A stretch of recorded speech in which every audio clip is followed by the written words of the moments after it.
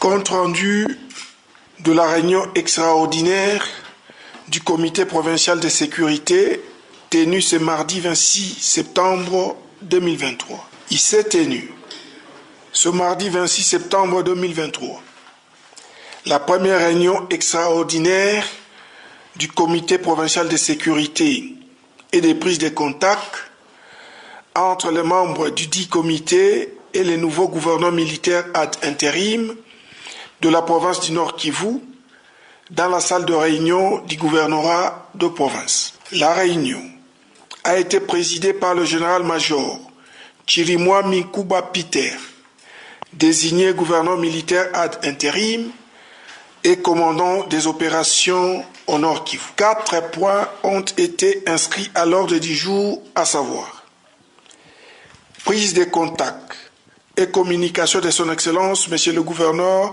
de province ad intérim. 2. Situation sécuritaire de la province avec 2 sous-points, à savoir A. Insécurité grandissante dans les villages Kiziba 1 et 2 en territoire de Nyiragongo. B.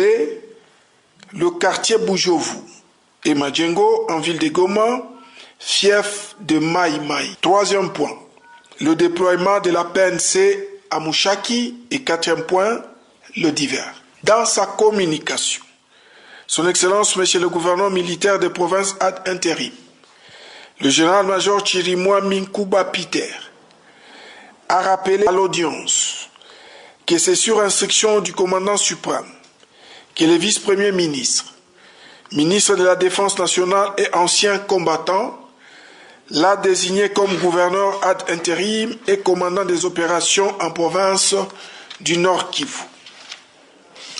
À ce titre, l'autorité suprême lui a confié 2 missions, à savoir 1. Le commandement des opérations pour la restauration de la paix et de l'autorité de l'État. Pour ce faire, il a appelé les forces de défense et de sécurité à observer les cessez-le-feu tels que voulus par la hiérarchie, tout en restant prêtes et vigilantes au regard des agitations actuelles de l'ennemi. 2. Reconquérir la confiance de la population. À ce point, il a exhorté tous les services concernés à travailler avec ardeur sur le désarmement des cœurs afin de réconcilier l'armée et sa population après les incidents du 30 août 2023. En ce qui concerne le 2e point, après débat, il ressort que certains compatriotes faisant partie de certains mouvements citoyens en collaboration avec quelques membres des groupes armés seraient à la base de l'insécurité grandissante dans les territoires de Nyiragongo. Ils sont à la tête des groupes qui mènent et se comportent en fauteurs de troubles dans cette partie de la province. À cet effet, l'autorité provinciale a instruit les services de défense et de sécurité de tout mettre en œuvre pour mettre fin à cette situation. En outre, il a instruit la justice à mettre sous mandat tous ces fauteurs de troubles et leurs commanditaires.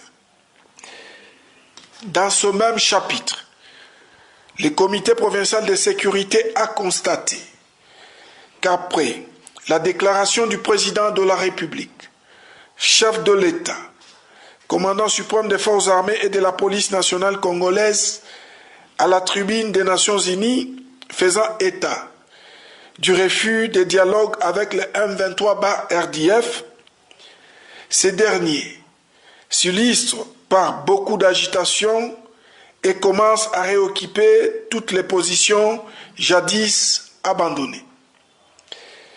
Il a été aussi constaté par les services que plusieurs traversées des citoyens rwandais possédant des cartes d'électeurs congolaises et soupçonnés d'espions envoyés par le Rwanda sont en vogue ces derniers temps à la frontière congolaise. Pour ce faire, l'autorité provinciale a réitéré son vœu de voir tous les services, chacun en ce qui les concerne, de se mettre tout de suite au travail, de demeurer vigilant pour éviter d'une part une infiltration de l'ennemi entre nos lignes et d'autre part une surprise ennemie à l'interne.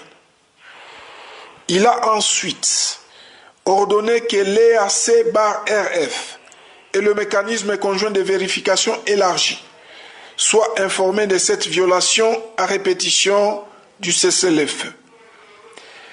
En ce qui concerne le dernier point, le comité provincial de sécurité a rappelé que lors de la récente descente de son Excellence, Monsieur le gouverneur ad intérim de la province du Nord Kivu, dans la cité de Mushaki, en territoire de Massissi, le vendredi 22 septembre 2023, la population de la